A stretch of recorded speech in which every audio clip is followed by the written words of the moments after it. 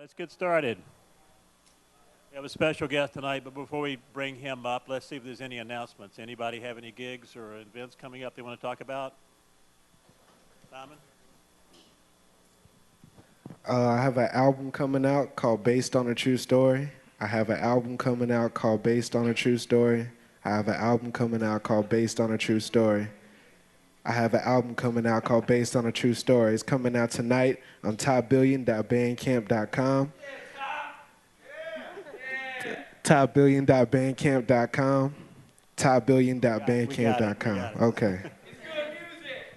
Thank you. Who else? Anybody else? In the back. Let me get you the mic.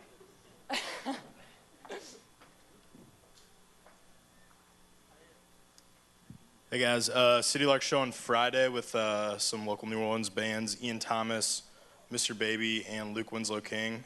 Cafe Britannia, 9 o'clock, $5 to get in. It's going to be a good show. See you there. Thank you. Anybody else? Hi everyone, my name is Lacey Rose. I am a songwriter, and on Saturday night at Neutral Ground I will be playing, and you should all come because I will take you away to another world. And John Paul is playing the bass with me, so it's going to be awesome. Cool. So come.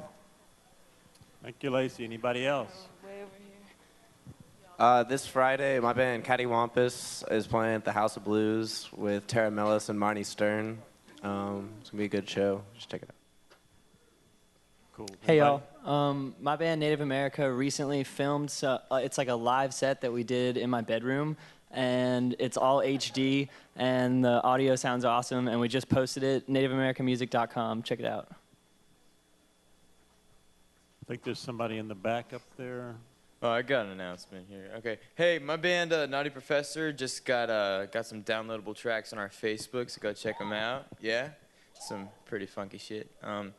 And we've got 2 gigs in 2 weeks. That's March 5th and March 6th. Wait a minute. No, March 4th and March 5th. Whatever the Friday and the Saturday are. Friday night, we're open for Rebirth at Britannia, so you should come out. It's going to be a freaking awesome concert. And then on Saturday, we've got our own show at Maison at 11:30. So, yeah, come out. It's going to be awesome.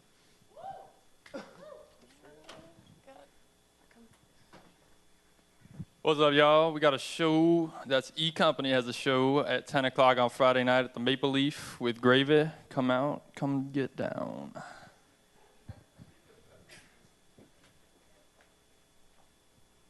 little bit of a reach here. Friday night, I wear my sunglasses at night throwback. G-Eazy's playing. Free drinks at the door as usual. When you say my name, Amy Pertweet at the register. Also free drink cards if you want them.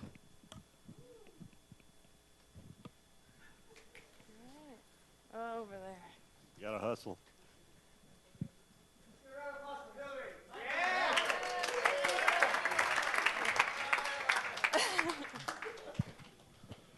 This Friday at Wild Ringery at Tulane, we have this hip hop triathlon competition where we putting MCs to the test, like pretty much. So it's free, you know what I mean? Check it out.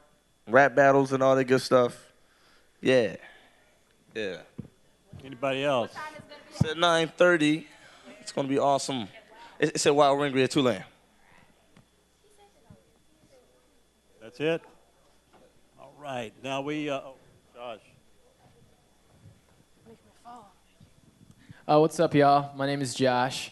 In retrospect of hip-hop, the Lyricon Showcase is actually taking off pretty well. We got a date March 24th at the Hallowolf. It's featuring a lot of hip-hop acts around New Orleans. And here, actually, we got Top Billion, Lyrics to Lyricists. Myself, Mastermind, just got on today. So we're still even looking for even more hip-hop artists and spoken word poets. So please come talk to me. You can also follow us on Facebook, Lyricon Showcase, and on Twitter for more details. Thank you. Thank you, And Josh. it's really cold in here. Oh, yeah. Raise the temperature. Anybody else? So we're sending out emails to parents, alumni, and applicants about the forum being broadcast live, and it's on the site. So beware.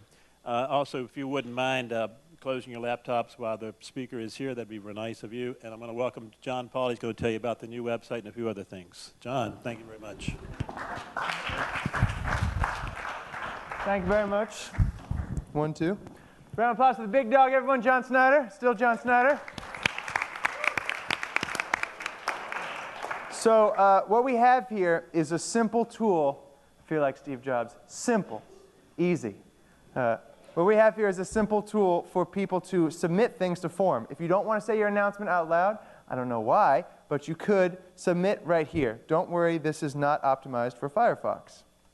It looks better on Chrome. We also have suggest a speaker and suggest a topic, and you can see a list of the upcoming forum guests that we're having. In addition, you can follow us on Twitter, on our Get In Forum Twitter account, where there's a lot of fun stuff going on, and as Twitter said so eloquently, join the conversation.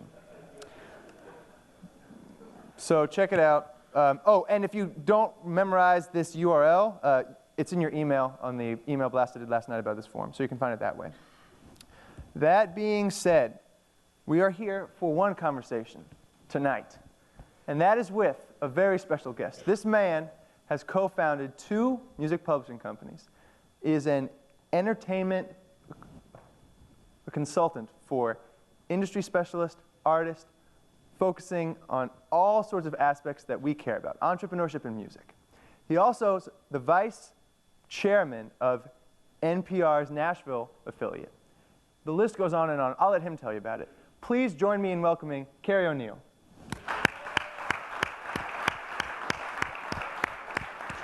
Thank you so much. So why don't you tell all of us here a little bit about your path, how you got into where you're at now, what you do. Give everyone the full story. You want that 10-minute version? Let's hear it. Oh, thank you. Technical difficulties. You getting a feed yet? You say something for us, Kerry? Hello? Does that work? Okay. Sound guys, sound guys. So first, does anybody have an album coming out tonight? Just kidding. So I started off at Denison University trying to be a songwriter. I made it through my 2nd semester halfway before I withdrew with failing grades, which I tried to tell my dad was different than flunking out. And kept writing songs, spent a few years in the construction business, and then went back, still writing songs, went back to GW, got a business degree, which was an odd thing in my family, because we were mostly kind of focused on sports and the creative. Then ended up getting a master's degree in a small school outside of Boston called Babson that most of my friends in Nashville accused me of making up because they hadn't heard of it. Thank you. And then came to Nashville. Then I got a CPA, which is even odder in my family. And then came to Nashville in 1980 to be a famous songwriter. I'd grown up on the East Coast, and I didn't have any friends in the music business. I didn't know anybody, didn't have a lot of money, and I thought this was going to be ridiculously hard. And New York didn't seem like the most appealing place to try it. I visited Nashville, and I thought that people are really nice, and I have to kill myself, see if I can get something done, but at least I'll have a good time. So I took the job with the lowest paying offer, a firm that had an entertainment practice, and the deal was if I could find music clients, then I could bring them in, work on them. I did that and ended up in 1984 establishing what's now O'Neil Hageman, which is a entertainment business consulting and business management firm. We have about 48 people. I have 3 partners, and we do all things business for the touring artist, the producer, publishing companies. You know, we do all the behind-the-scenes money side. We don't have a website. You won't see us unless we're listed in the credits of albums, because everything we do is behind the scenes, or at least we try to.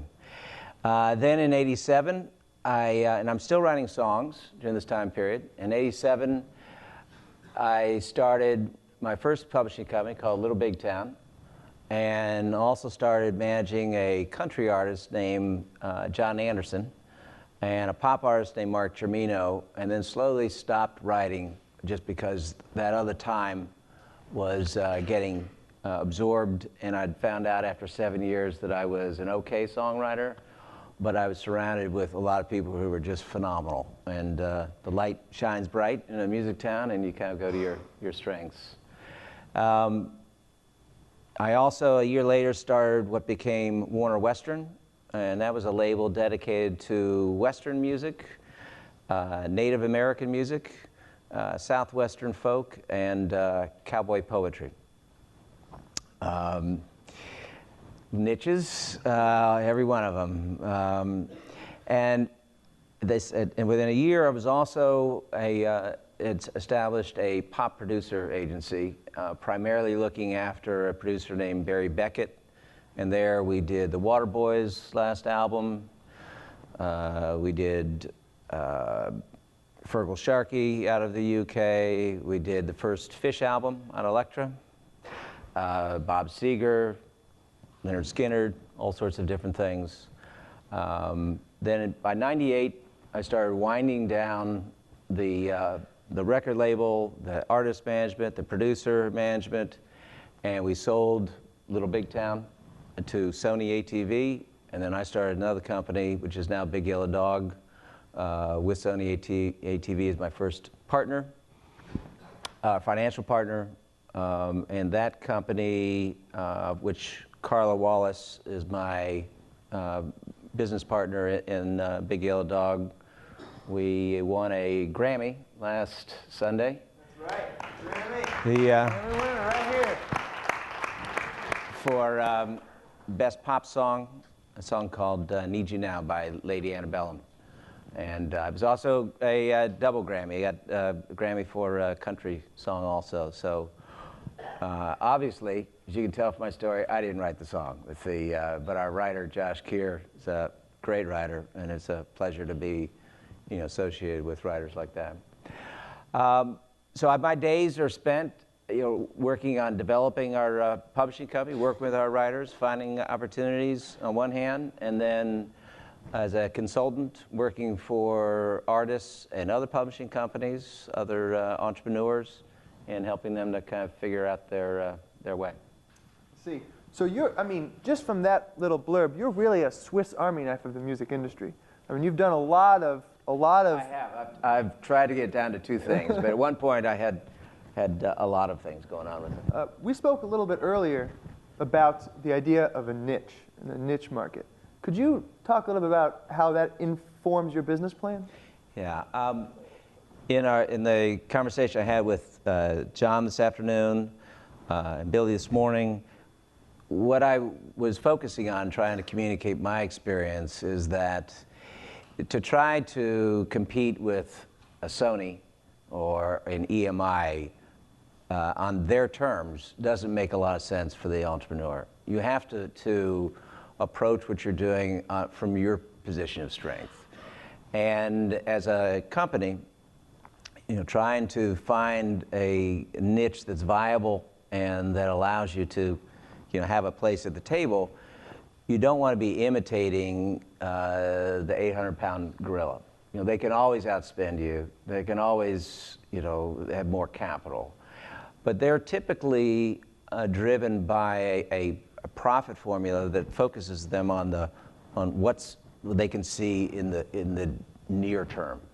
And if you take if you draw an analogy between the NFL draft coming out of college each year, and there's a lot of players that they can slot in and say, well, these players are ready to go, and they can come in in whatever position right away. And then you have players that are just the best athletes, but they're just too small, too something. But people know they're just outstanding, and they typically fall down in the draft. Sometimes they can fall way down, and they have outstanding careers, but they don't fit the mold. As a publishing company, we're looking for the best talent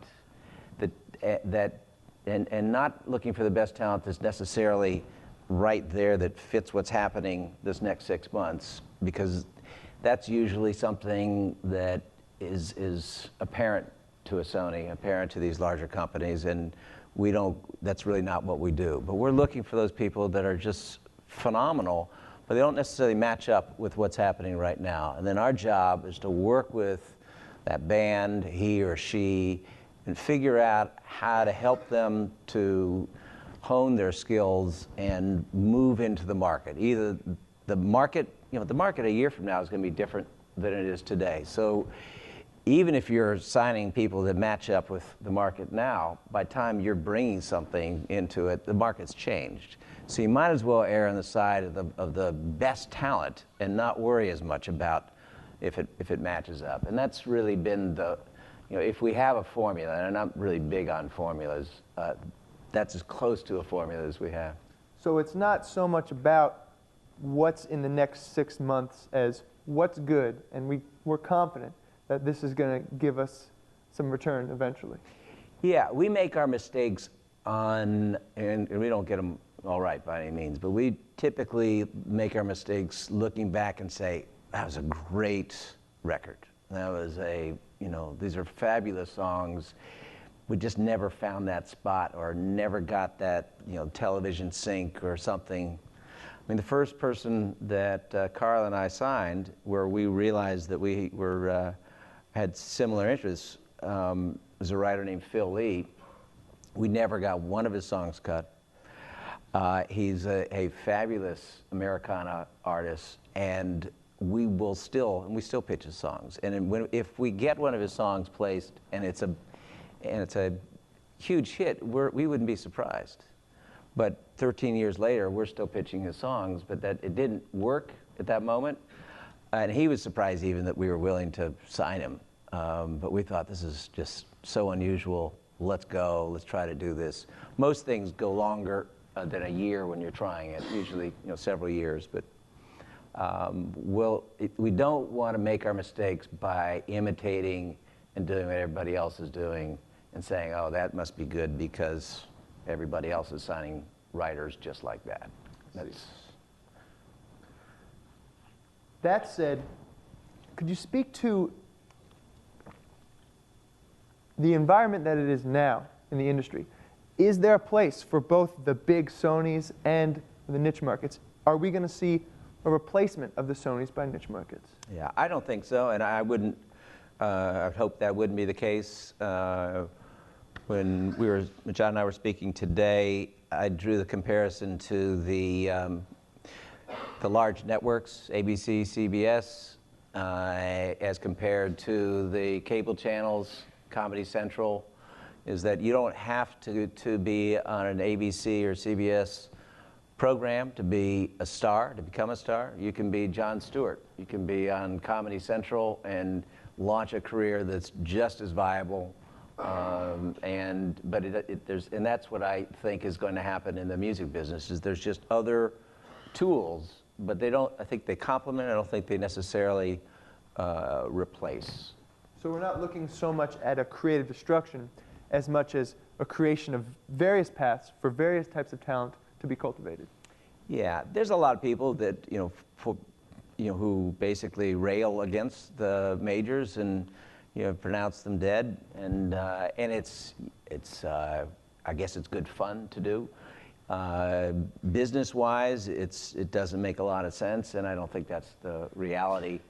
And there's a lot of very, very smart people running those labels, people who are good, custodians of the intellectual property there, and they have a difficult job, and they're also our partners. There's more reasons to collaborate than there is to simply just find reasons to go into head-to-head competition. I see.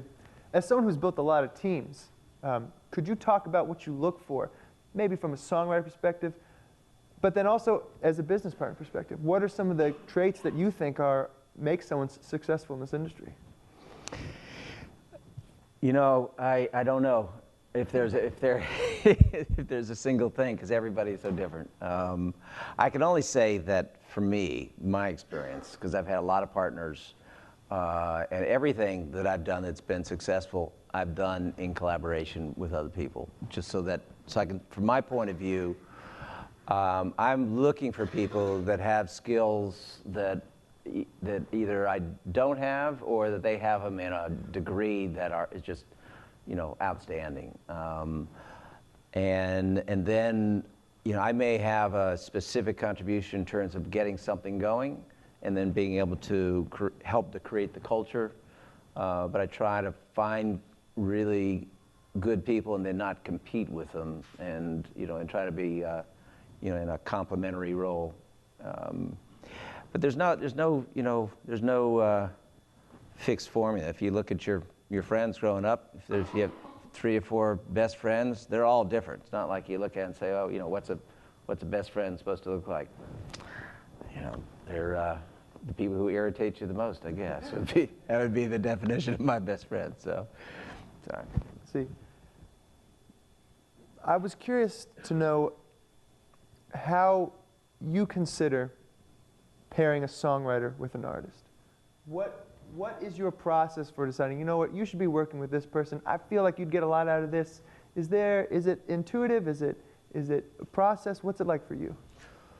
Well, first of all, Carla Wallace, who's my partner at Big Yellow Dog, she is the one who's spending, 60, 70 hours a week working with the writers all the time. Although I may have an idea that from time to time is helpful, I wouldn't begin to put myself in a position that, or in saying that that's my primary role. But as a company, we're looking at what our writer can do and, who's a compatible artist, if there's an artist that co-writes, and to see if that's something that might make sense. Now, it's very competitive. If you've got an artist that's selling a lot of records, everybody's going to want to try to put their writer with that artist. So most of those things, just don't happen.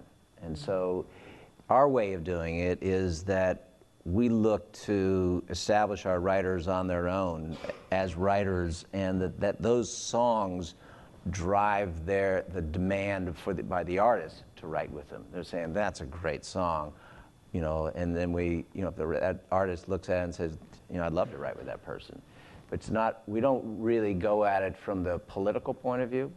Again, maybe if you're a larger company, you have a different approach, but ours is really based on the songs being so great that opens the door. Let's see. You've worked with a lot of entrepreneurs. You've worked with a lot of artists. A lot of people in this room are starting their own management companies, starting their own record labels. We're getting our feet wet in the industry, as it were. What are some of the pitfalls you've seen? What are some of the mistakes that you see that are textbook? Or just that your experience has led to know isn't going to work out?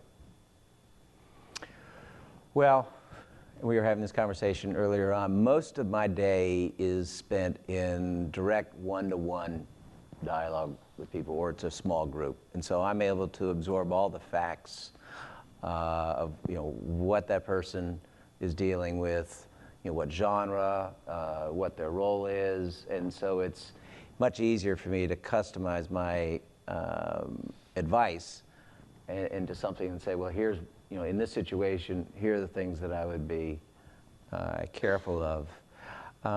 But in a general way, I would say that if you find yourself in a situation where there's some real opportunity, and you've developed a relationship, whether on the business side with a band, either in management or in helping them to get songs placed or something, you certainly want to educate yourself, and that's part of the reason for the program.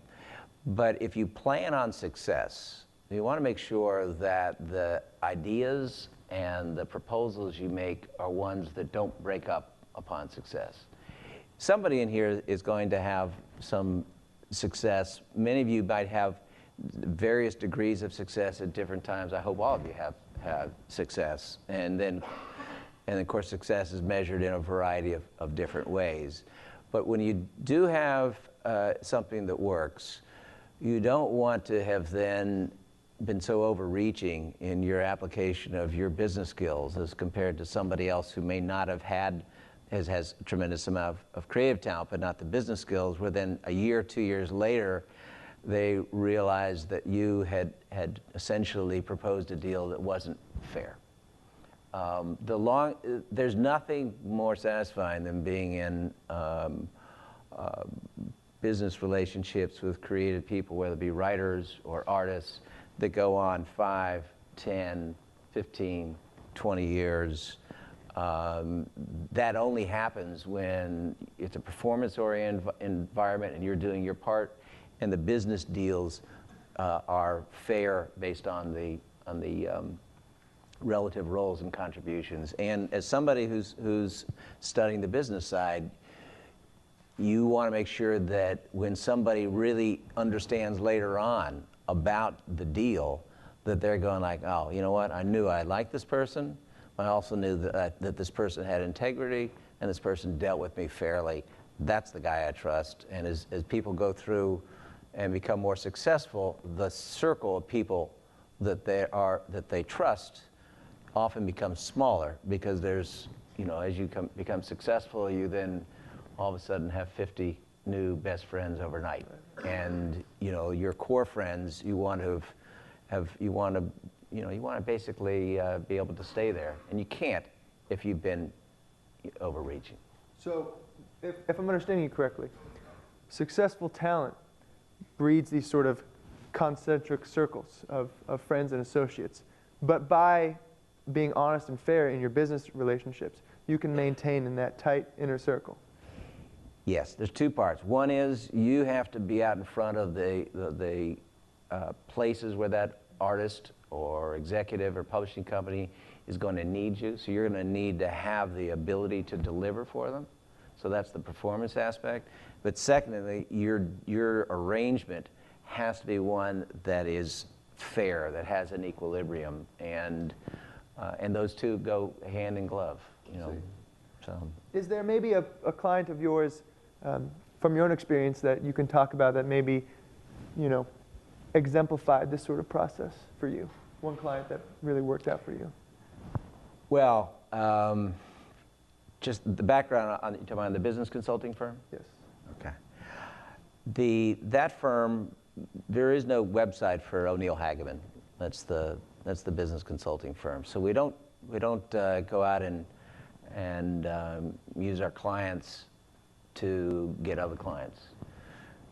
But there are a variety of clients that we've worked with so long that we're on every album sleeve. We're at a variety of functions, and so we have one client in particular, Garth Brooks, who was on a show with I guess the last week of Larry King, and he made mention of Bob Doyle, who's the personal manager, myself, and Rusty Jones, who's the attorney, and we've all been together for, I guess, 23 years. Wow. So that's out there, and so I don't think any of you are going to be looking to hire me because I've worked with Garth Brooks. So I think, hopefully Garth will be fine with that, not using him for my own personal purposes. But that's a perfect example of a situation that's long-standing. It's all performance-oriented. There's no, wake up tomorrow. There's nothing that says that I'm going to have the opportunity to work for Garth tomorrow. I have to earn that today. But that's the same way it is really in any relationship. And that's the approach that we take. Bob Doyle was the person who signed Garth as a personal manager. He also signed him as a writer. He went to every record label in Nashville, was turned down by everybody. And then Capitol came back after they saw a show and ended up signing Garth. Rusty Jones was then brought in as the attorney, and then they brought in myself. When I say myself, again, going back to the fact that anything I've been in that's been successful has not been me. That's Cheryl Harris, Al Hageman. We have a big team of people that if something is working well, to a large extent, it's because I'm just doing those things that I'm equipped to do, and the vast majority of all these other things can be done by people who are much more skillful than I am. But is that answer your question? Is that? Yeah, absolutely. Okay. You spoke earlier about the importance of making sure the business gets done right, making sure the business gets done fair. As we're moving forward in this tumultuous industry climate, what do you think are going to be the skills that carry the day? I mean, you spoke that when you see talent, you know it. You know what you like. You know what talent is going to be, maybe not marketable right now, but you know it's good. How do we go about cultivating that for ourselves? What informs your eye for this sort of skill? Well, first of all, I don't want to say that I know, great talent any better than anybody else. But I do seemingly have ability to find good partners. Woody Bomar in Little Big Town, Jeff Skillen in Warner Western and Reno Kling, Carla Wallace, who at 28 was, had been in the publishing business for, I guess, 4 or 5 years and has a just amazing ear. And, again, having spent a lot of time trying to be a writer, I'm just a passionate music consumer, but I'm sure that necessarily makes me a great talent scout. And I wouldn't consider myself to be that, but I do know how to work within and to help contribute to a culture where that can develop. I mean, that's a big question because I don't really know how to how to answer that one. That's not really how I perceive myself. I'm really perceive myself in terms of I mean, I know something that's just great, but often we're swayed by what other people like and what's happening at that moment, and something else that's just phenomenal. We're waiting for somebody else to say, "Oh, that's great too." It's just not happening, or it's at the moment. What we try to do. The challenge is to be able to identify talent based on talent and not based on market acceptance. It's not easy. We all tend to measure things against what's popular at the moment. So there's something, that practice of separating what is good from what is popular is something that is maybe not consciously, but spend a lot of time on. That's a big part of it. Yeah. Absolutely. Yeah. So absolutely. Sorry. We're always thinking about our brand here. We're always conscious of the image we present as an artist and as a company. Yet, the super secret entertainment consulting firm doesn't have a website. Maybe could you talk about how that's not necessarily a contradiction? It's not because you don't want to be known, it's just not appropriate. Yeah, in the consulting part of the business, and particularly when you are dealing with the private business affairs of artists, the ability to be behind the scenes, to not have to be up front, be out front of your artists, and where they know that their business, once it comes into your company, it just stays there and it goes nowhere else. Mm-hmm. There's a tremendous value in that, and if you can build that up, then that also creates a place where people can do business and not feel that everything they're doing is just out on the street. Mm-hmm. So, I can tell you a little bit about the team of Garth, but I wouldn't, if I told you about some of the business things of Garth, that may, for a moment, you might think, oh, that's great that he did that. But the risk is that the long term, I'm then discussing something that is about my client's business, and that's the precise reason of why we kind of have our franchise. So even though it's a contrarian style, right now where everything is very much out front, you're you're promoting at all levels, and we're seemingly doing the opposite. It's just that the most valuable thing for us is somebody else telling one artist to another, saying, these are the guys you need because they know how to do this and they know how to negotiate these deals, and you can trust them. And I know that most people probably have websites, and there's nothing wrong with that. And there certainly could be an element of laziness there that we don't need it, and we don't want to sustain it, and so we're just not even worried about it. If we have one 2 years from now, it'll probably because there's some element that is helpful to our clients, but I'm not sure it'd be a public site. I see. This room is, besides being filled with a lot of artists, we have a lot of people who are looking to get jobs in the industry, a lot of people who want to go and make their living with music. What are some of the things that you could be looking for in graduates in the next couple of years? What are some skills that you think are going to be important moving forward? Well, I'll give you an example. At Big Yellow Dog, we've hired 2 people in the last 18 months. One of them right out of college. She came in and was our admin person, helping on putting all the songs into the system, helping on film and TV, pitching.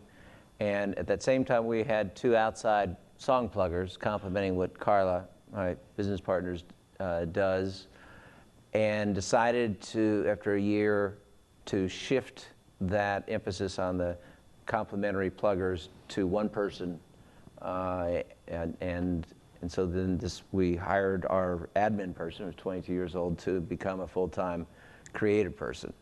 Now she has to learn the catalog. She has to learn, who everybody is. It's a big job. It'll take some time, so it's an investment essentially in the youth movement, because at the same time that we're building opportunities for our writers, everything is changing. So we're constantly trying to get young, as at the same time we're trying to create opportunities for our more experienced writers. Then that opened up her job. It was at the admin level, and a young lady who was an intern had one more semester to go, and we offered her the job, and she's then finishing up her last semester over, I guess, 2 semesters in the evening. And then she's also learning the catalog, also going out, seeing bands, seeing what's going on, learning the catalog, but being in that administrative role of all the business side that goes on with a publishing company. And then part of her role is also casting songs, assisting in that part for film and TV, and tracking where the opportunities are, what's happening. And and what we try to, for instance, there's a song that came into the door from a band that we did a record on in December. Should be finished, I guess, in April. And they had a song that seemed perfect for this new automobile that came out.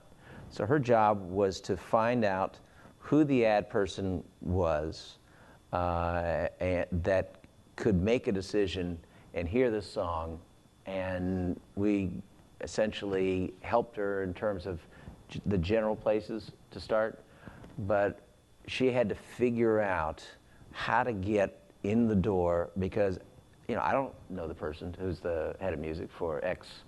I think it's Chiat Day in San Francisco, but she had to figure it out for herself, and that element, that ability to kind of understand what you're doing and then drive it, that's our gamble, is that with her, is that we think that she has that ability, and then she'll learn a variety of other things. But the part that we can't teach her is that I guess they call it in Nashville. I had heard when I had come down from Boston, but they call it want to.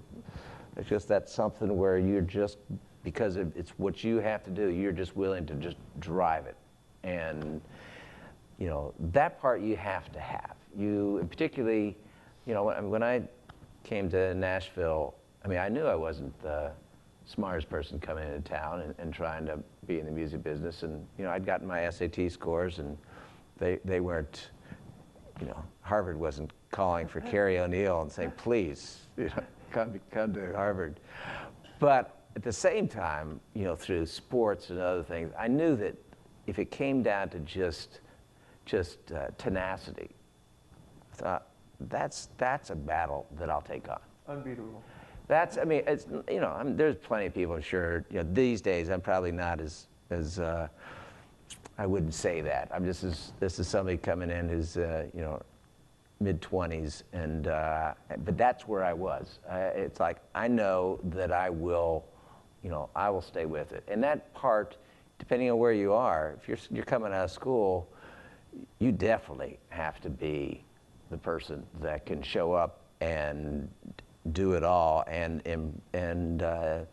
you know, not fade away in the process of long hours and just the commitment, because you don't have the experience, so you can't compete with somebody in experience. You have to compete with somebody on the level of passion, tenacity, focus, remembering everybody in the room, all those key things. So. You used the term earlier, song pluggers. Could you maybe talk to some of the students who aren't familiar with what that sort of job entails?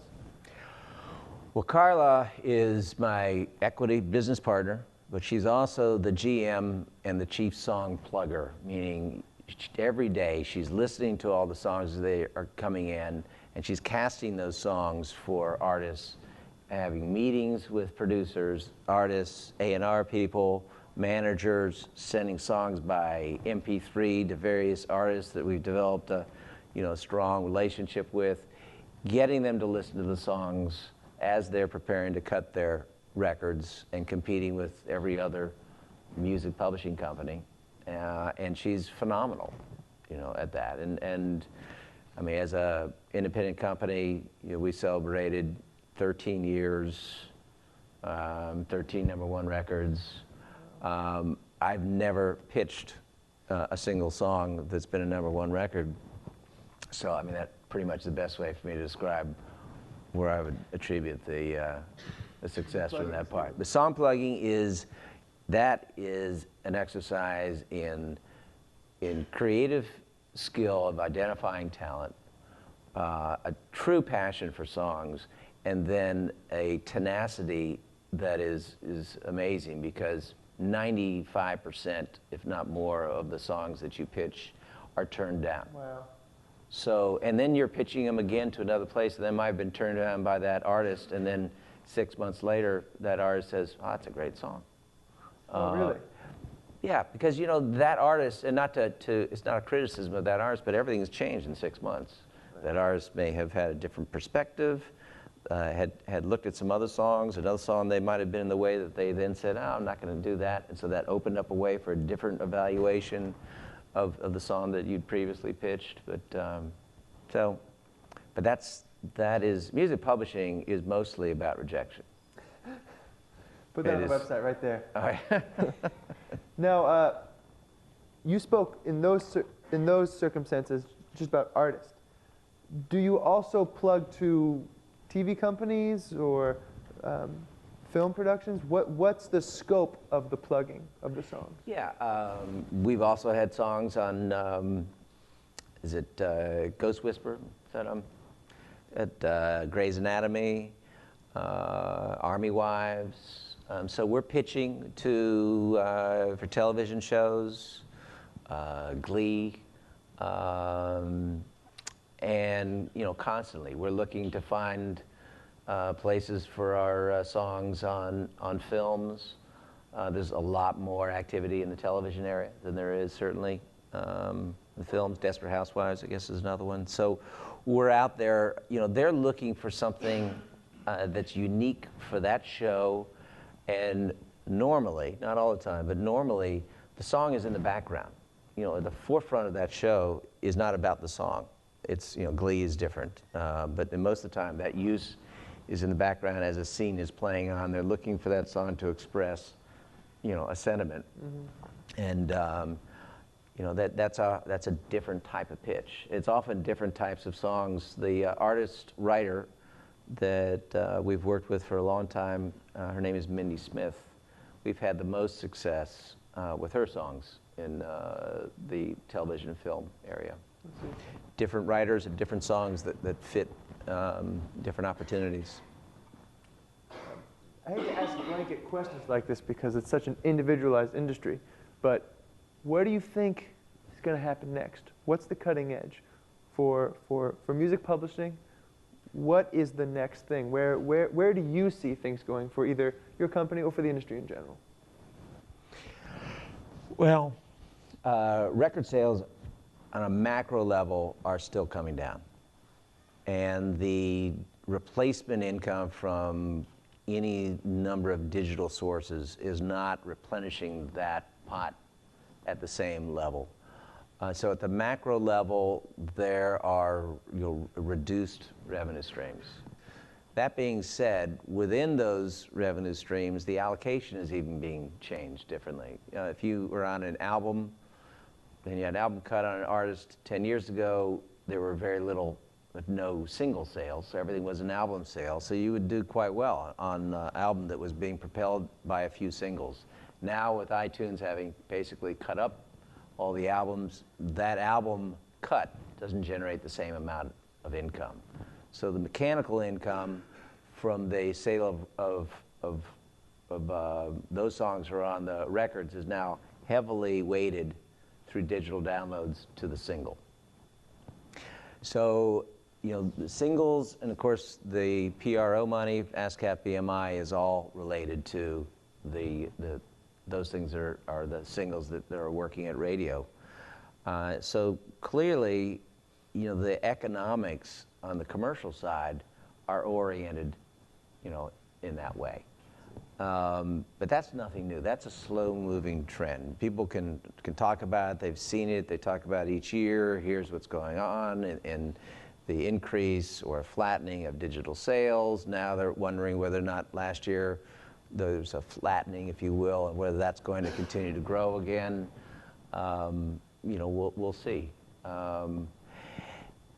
There's other people that are probably have more at stake in the big macro level than us because they maybe control 10% of the market as a big, like a Warner Chappell, maybe 10, 15% of the market. And so the macro, those macro trends, it's hard for them to escape it. As a small company, if you have a big hit, for your company, you've escaped the trend of is the general income flow up 2% or down 5%? You might be up 200%. And that's one of the advantages of being a smaller company. Yes. And the disadvantage is that you are always on the edge. And our motto is that once we have a celebrating a success or #1 record, is that we're in business for another month. And let's get back to it. So that really the statement there is the fun is in the process. We're as hungry as when we started. The opportunity to work with great writers is a phenomenal opportunity, and that same spirit that I hoped to bring into Nashville a long time ago, that I can compete on. If this is mostly about some skill and a lot of tenacity, I can compete in that arena. And we still, as a company, that's got to be the core of it, because you got to make it fun. You got to make the process, the day-to-day competition fun, because mostly that's what you're doing. The celebration of a #1 record or a Grammy is 1%. The other 99%, you have to be glad that you're showing up, even though you're mostly getting knocked around like everybody else. But if you're doing what you want to be doing and with the music that you want, it's That's great. the key. Yeah. Well, we can't thank you enough. Can we get a round of applause for Kerry O'Neil? Thank you so much. Thank you, John Paul. Thank you.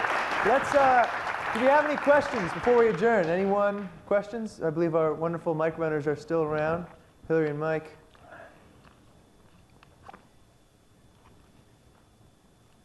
No questions? There you go. We got one right back there. You have a show this Friday, is that right? Saturday. What kind of music is it? That's a good question. I'm still trying to figure that out. what kind is it, John Paul? I think it's post-hominous. It's afterlife. Afterlife. Okay. Cool. Right. How do you think if you were to go to New York or LA, you would have had a similar experience, or your career would have been as fruitful? Well, I had an offer to go to LA early on, like at 83. And, Nashville is a really easy place to live.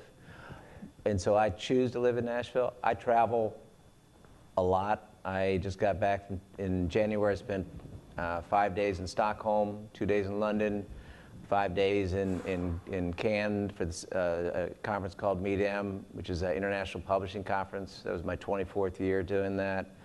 Then was out in LA. We have a songwriter who's top line lyricist, singer, working with track writers in LA. She's from South Africa and is close to getting a record deal, pure pop. We don't say, hey, we can compete. We'd rather make our attempts and let the success of whoever we work with kind of speak for itself. But those are great music towns. I mean, if I had if I'd lived in New York, I have a lot of friends in New York, and I'm sure I would have found myself surrounded by great people, outstanding music people who I would have built a community primarily there or in LA. My oldest friend from age 2 he just sold Napster. He was the CEO of Napster.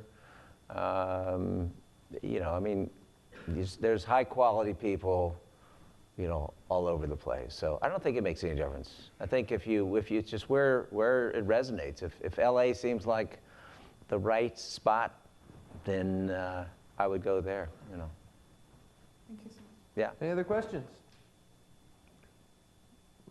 Not missing anyone? Well, if that's the case, Kerry O'Neil, thank you for coming out. All right. Thank you.